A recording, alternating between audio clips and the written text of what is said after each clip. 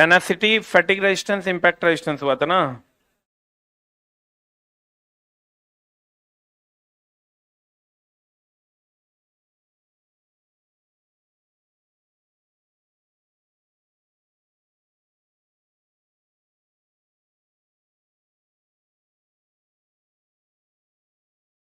हम बात करने वाले हैं आज सामर्थ्य की। किसकी बात करने वाले हैं? सामर्थ्य की, स्ट्रेंथ की। स्ट्रेंथ होता है, चला अगर किसी भी वस्तु में स्ट्रेंथ है, इसका मतलब आप उसको दबाइएगा और बिना दबे वो आपके दाब को सहन कर लेगा, इसका मतलब उसमें स्ट्रेंथ है। जैसे ये कोई वस्तु है ना, इसको हम ऐसे दबाते हैं और ये बिना टेढ़ा हुए दाब को सह लेगा। दाब को क्या करेगा? सह लेगा। इसका मतलब उसमें स्ट्रेंथ है। इसका मतलब उसमें क्या है? स्ट्रेंथ है। नहीं समझे? अगर कोई वस्तु को हम दबाते हैं और दबाने पर बिना टेढ़ा हुए वो वस्तु दाब को सह लेता है, इसका मतलब उस वस्तु में सामर्थ्य है। सामर्थ्य है मतलब स्ट्रेंथ। अब देखो, चलो हमने आपको क्या कहा, स्ट्रेंथ क्या होता है, सामर्थ्य क्या होता है। अगर किसी वस्तु को हम दबाए और दबाने पर वह अपने आकार में बिना परिवर्तन किए उस दाब को सह लेगा, इसका मतलब उसमें क्या है? स्ट्रेंथ है। तो कहते हैं धातु का वह गुण जिसके कारण वह अपनी आकृति एवं अवस्था में परिवर्तन किए बिना ही बाहरी बलों को सहन करने की क्षमता रखता हो, क्या कहलाता है? सामर्थ्य कहलाता है। जिस धातु का सामर्थ्य अधिक होता है वह बाहरी बल भी अधिक सहन कर सकता है कि कम? जिसका सामर्थ्य ज्यादा होगा वो बाहरी बलों को अधिक सहन कर पाएगा। उसके बाद है इस्पात का सामर्थ्य। ज्यादा होगा कि एल्युमिनियम का? एल्युमिनियम में तो जरा सा बल लगाओगे टेढ़ा हो जाएगा। तो कहते हैं इस्पात का सामर्थ्य एल्युमिनियम और तांबे से ज्यादा होता है कि कम? ज्यादा होता है। अब संपीड़न या दबावपन। संपीड़न या, जैसे संपीड़न का मतलब हुआ किसी वस्तु को हम दबाते हैं, क्या करते हैं, और उसमें टूट फूट ना हो। क्या ना हो? ना दबे, ये सामर्थ्य है। दबे मगर टूट फूट ना हो, ये संपीड़न का गुण है। कौन गुण है? कहते हैं धातु का वह गुण जिसके कारण धातु को दबाने पर या दबाव बल लगाने पर वह टूटता या सिकुड़ता न सिकुड़ता है, लेकिन लेकिन टूटता नहीं है। लेकिन टूटता नहीं है। सिकुड़ता है लेकिन क्या नहीं होता है? टूटता नहीं है। यह गुण क्या कहलाता है? संपीड़न या दबावपन। ठीक है। और दबाने पर न दबे, यह गुण स्ट्रेंथ कहलाता है। अब है एक मशीनेबिलिटी। कौन एबिलिटी चला? अब गौर फरमाइएगा। जैसे कोई एक ये पदार्थ आप ले लीजिए, कोई एक पदार्थ आप ले लीजिए, ये ले लीजिए। इसको आप आसानी से काट सकते हैं, छेद सकते हैं, छिल सकते हैं। लेकिन कुछ पदार्थ ऐसे होते हैं जिसको आसानी से काटा छेदा छिला नहीं जा सकता। जैसे शीशा। क्या शीशे के गिलास में आप आसानी से छेद कर सकते हैं? उसका मतलब मशीनिंग करने की एबिलिटी जो है वो उसकी कम होती है। मशीनेबिलिटी जो होती है वो क्या होती है? कम। नहीं समझे? मशीनिंग करने की जो एबिलिटी होती है वो क्या होती है? कम होती है।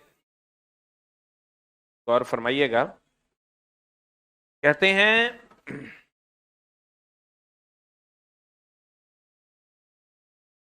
सीसा, ढलवा लोहा, इसके मशीनिंग करने की एबिलिटी कम होती है।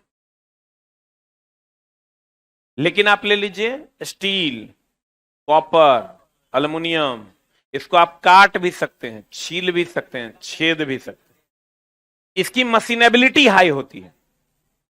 जिसको कटिंग टूल के द्वारा काटा, छीला या छेदा जा सके, उसकी मशीनिंग होने की एबिलिटी ज्यादा की कम? ज्यादा होती है। तो कहते हैं मशीनेबिलिटी, धातु का वह गुण जिसके कारण धातु से बने जॉब को कटिंग टूल से आसानी से काटा जा सकता हो, कटिंग टूल से आसानी से काटा जा सकता हो तथा अन्य मशीनिंग क्रिया भी आसानी से की जा सके, उसे मशीनता का गुण कहते हैं। कौन गुण कहते हैं? माइल्ड स्टील या लो कार्बन स्टील की मशीनेबिलिटी अधिक होती है, इसको काटा, छेदा, छिला जा सकता है। क्लियर?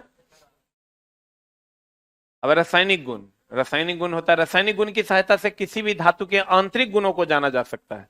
रासायनिक गुण के आधार पर धातुओं को दो भागों में बांटा गया, एक लोह, एक अलोह। जकरा में लोहा एक अवयव होबे करेगा उसे कहेंगे लोह धातु, और जकरा में लोहा एक अवयव नहीं होगा उसे कौन धातु? अलोह धातु। जिसमें लोहा एक अवयव होबे करेगा लोह धातु, जिसमें लोहा एक अवयव नहीं होगा कौन धातु? अलोह। क्लियर? जैसे बताओ, कॉपर अलोह धातु है कि लोह है? कॉपर अलोह है, एल्युमिनियम अलोह है, टीन अलोह है, लेकिन स्टील लोह है। लोहा में कुछ मिलाते हैं ना तब स्टील बनता है। लोहा में कुछ मिलाते हैं तब क्या बनता है? स्टील।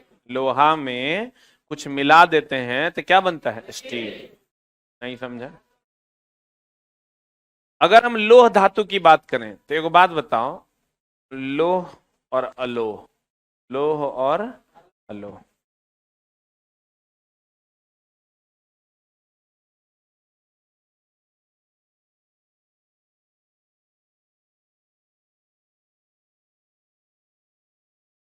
लोह धातु, अलोह धातु। चला, इसका कुछ भी याद नहीं करना है, सोचना है खाली। लोह धातु बोले तो आप ले लीजिए लोहा, स्टील। अलोह धातु ले लीजिए तो कॉपर, एल्युमिनियम। बताओ सामर्थ्य किसका ज्यादा होगा, लोहा का कि एल्युमिनियम का? एल्युमिनियम तो गच गच लिबता है, इसका सामर्थ्य कि दबाने पर जल्दी दबेगा, इसका सामर्थ्य कम ना, इसका सामर्थ्य ज्यादा है, इसका सामर्थ्य कम। क्लियर है? बोलवे नहीं करता है। और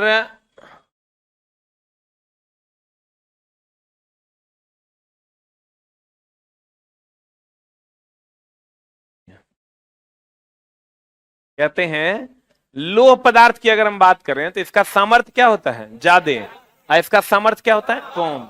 जैसे एल्युमिनियम का सामर्थ्य कम है, सामर्थ्य वह गुण है जिसके कारण उसे दबाइएगा तो दब जाएगा। बोलिए। अब चला देखो, कहते हैं लचीलापन इसका क्या होता है? अरे लचीलापन कम ना होता है, लोहा में लचीलापन होता है कि एल्युमिनियम में?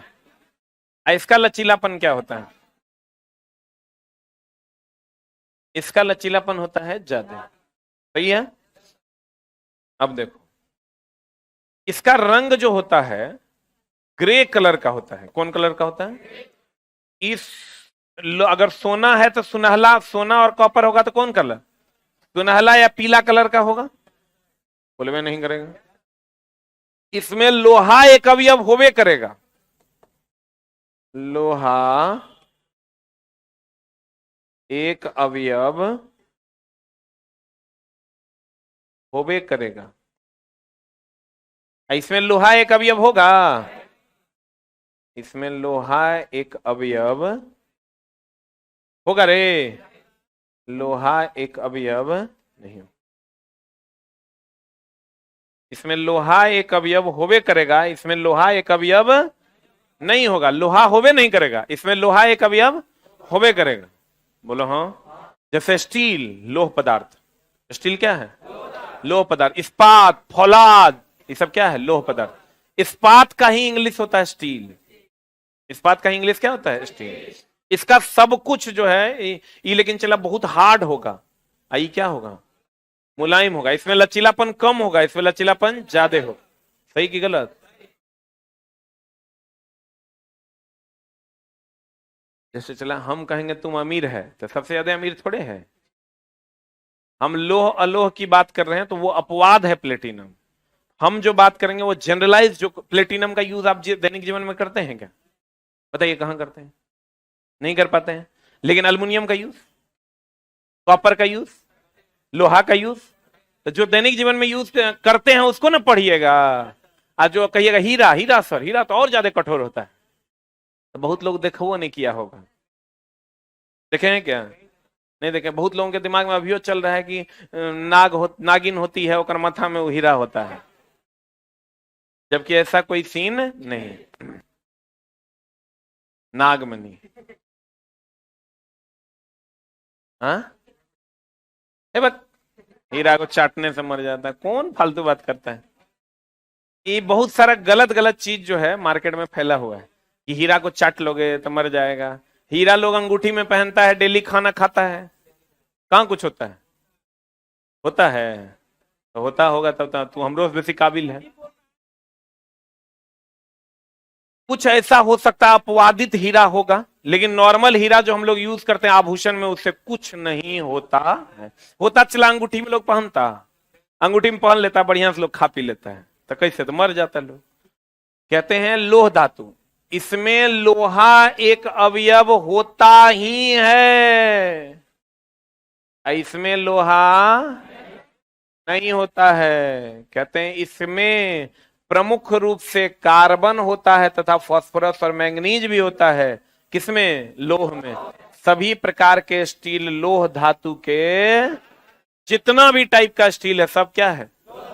लोह धातु। तांबा, टीन, सीसा, सोना,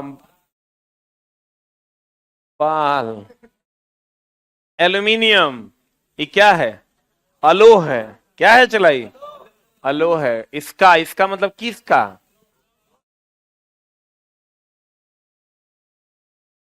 लोह, लोह, लोह, लोह, लोह, लोह। इसका रंग काला या स्लेटी होता है। काला या कैसा होता है? इसका रंग पीला, ग्रे या लाल होता है। इसका सामर्थ्य अधिक होता है, इसका सामर्थ्य कम होता है। इसका क्वथनांक बताओ, जल्दी खोलेगा। इसका क्वथनांक अधिक होता है, इसका क्वथनांक कम होता है। इसका प्रसार गुणांक बताओ, गर्म होने पर ज्यादा कौन फैलेगा? अल्युमिनियम की लोहा? अल्युमिनियम। तो इसका प्रसार ज्यादा होता है, इसका प्रसार कम होता है। इसका प्रसार गुणांक कम होता है, अर्थात इसको गर्म करने पर यह कम फैलता है। इसका प्रसार गुणांक अधिक होता है, अर्थात इसे गर्म करने पर यह अधिक फैलता है कि कम? बोलो हाँ। कौन ज्यादा फैलेगा? लोह की अलोह? अलोह। धातु एवं उनमें कार्बन का प्रतिशत लिस्ट है, याद करने की कोई आवश्यकता नहीं। नहीं दे, रुको रुको रुको, छांट दिए हैं हम ही बनाए टेबल, हमरे याद नहीं। ये चला हम छांट के लिखे। पूछता है, जो पूछता है बहुत सारा, जरा में कार्बन के प्रतिशत तोरा याद करना है, लेकिन ये जितना लिखल है पूछता है, इसको हाईलाइट करके याद कर लो। हाई कार्बन स्टील सबसे ज्यादा पूछेगा, ग्रे कास्ट आयरन और रॉट आयरन ये सबसे ज्यादा पूछेगा।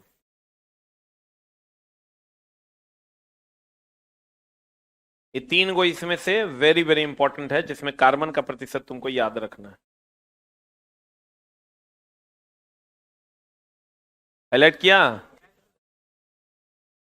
अब देखो इसका सबका क्वथनांक धातु और उनके गलनांक कितना पर पिघल जाएगा। कितना पर क्या होगा, पिघल जाए। तो सब नहीं याद रखना, तो एगो टंगस्टन याद रखना, एगो ढलवा लोहा याद रखो, कॉपर और एल्युमिनियम याद रखो। जाओगे एग्जाम हॉल में तो यही चार गो में से एगो मिल जाएगा। मैंगनीज यहाँ Mn होगा। हो गया, हाईलाइट किए। 3, 5, 8, 9। उसके बाद lead, lead, tin, cast iron, पीतल, सोना, प्लेटिनम, लोहा। कास्ट आयरन दो जगह लिखा गया, लगभग रेंज है ये 1260, रेंज 1150 से 1200 होता है। 10, 12, 18 हाईलाइट किए। इस सब का गलनांक याद रखना, कितना पर ये गल जाता है।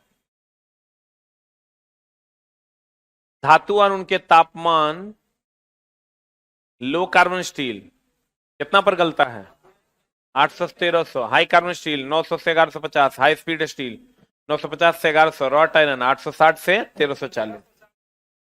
लोह अयस्क, कौन अयस्क चला, एक बात बताओ, चला ये जो लोहा हम लोग, लोहा का छड़ हम लोग यूज करते हैं, क्या ऐसा ही मिल जाता है नीचे? क्या हम लोग को ऐसा नहीं मिलता, ये बहुत सारी अशुद्धियों के साथ लोहा उपलब्ध है।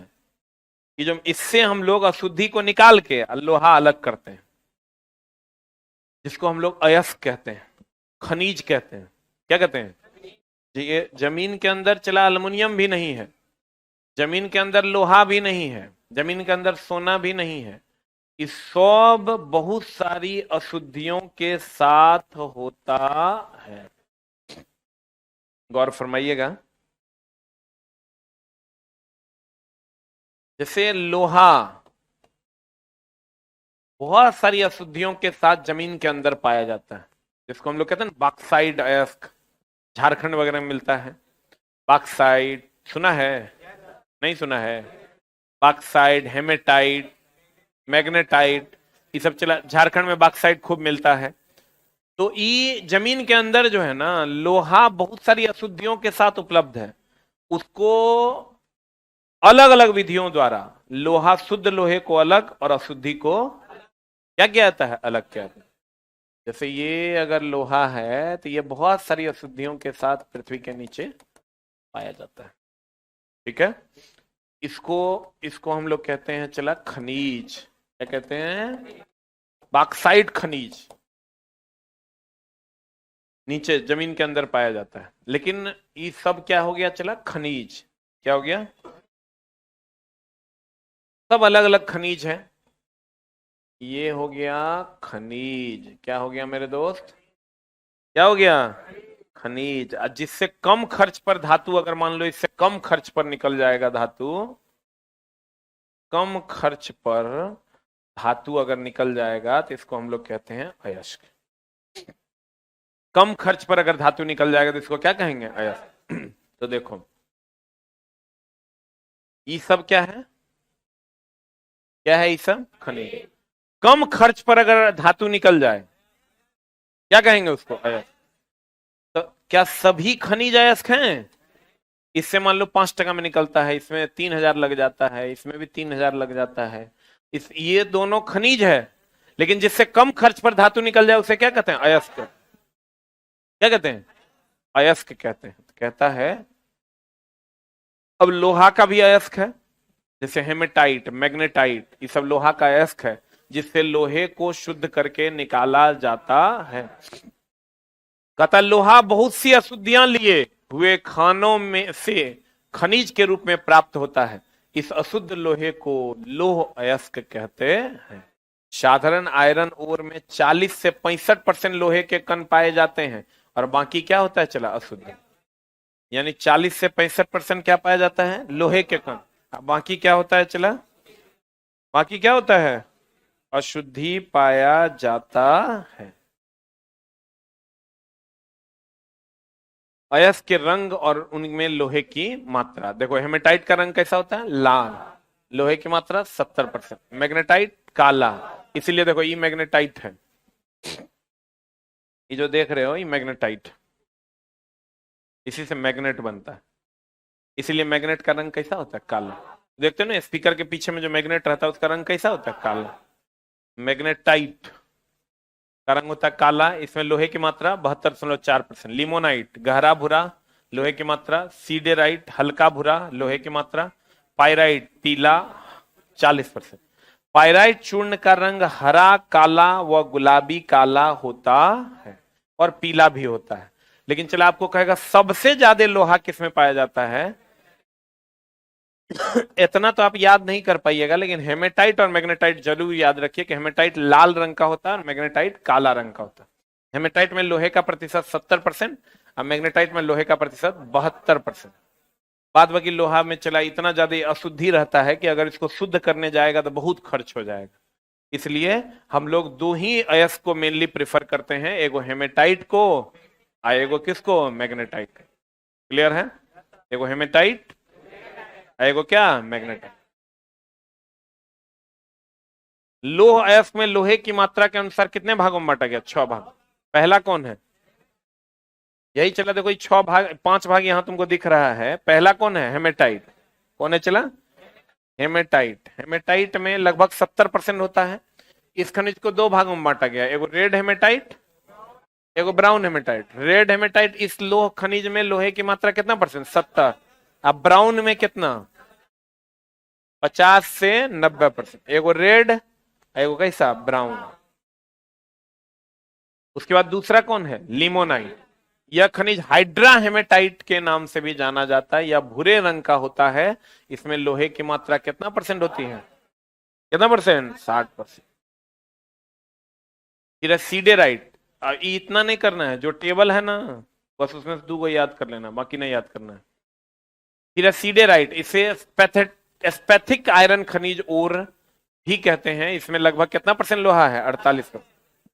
मैग्नेटाइट, इसको ई चला पूछेगा, इसे लोड स्टोन भी कहते हैं। क्या कहते हैं इसे? लोड स्टोन के नाम से भी जाना जाता है। यह स्वयं ही चुंबकीय हो जाता है। यह काले रंग का ऑक्साइड है। इसमें 72% तक लोहे की मात्रा पाई जाती है। कितना परसेंट तक? इसका रंग कैसा होता है चला? काला। लिख लो, मैग्नेट इसी से बनता है। लिखो, मैग्नेटाइट लोहे के अयस्क मैग्नेटाइट से ही मैग्नेट बनता है। लोहे के अयस्क मैग्नेटाइट से ही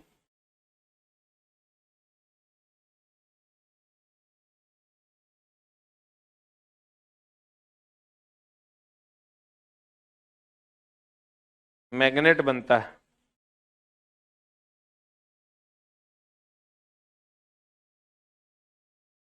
लोहे के अयस्क मैग्नेटाइट से ही मैग्नेट बनता है। लोहे के अयस्क मैग्नेटाइट से ही क्या बनता है चला? मैग्नेट बनता है। और मैग्नेटाइट को क्या कहते हैं? Load stone. इसीलिए चुंबक को लोड स्टोन भी कहते हैं। इसीलिए चुंबक को क्या कहते हैं? लोड स्टोन के नाम से भी जाना जाता है। उसके बाद पायराइट, इसमें 40% से भी कम लोहे की मात्रा होती है।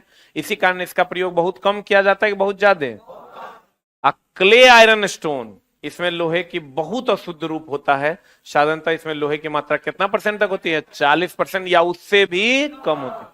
तो सबसे ज्यादा लोहा जो पाया जाता है मैग्नेटाइट और हेमेटाइट। इसलिए तुम अक्सर नामों सुनता होगा हेमेटाइट मैग्नेटाइट। बोलो ना रे। अब मैग्नेटाइट से ही बना है क्या? मैग्नेट। अब मैग्नेटाइट का रंग कैसा होता है? काला। तो हेमेटाइट में लगभग 70% लोहा होता है, मैग्नेटाइट में 72%। कितना परसेंट? 72% लोहा होता है। और जिससे कम खर्च पर लोहा निकाला जा सके उसे क्या कहते हैं? अयस्क। क्या कहते हैं? लोहा लोहा के रूप में होता है कि लोहा खनिज के रूप में होता है? खनिज के रूप में होता है। समर्थ क्या है? जिसे दबाएं और वो टूटे नहीं। संपीड्यता क्या है? दबाएं फिर भी वो टूटे नहीं, तो उसी को संपीड्यता कहते हैं। क्लियर है? आज की कार्रवाई यहीं तक। Thank you very much.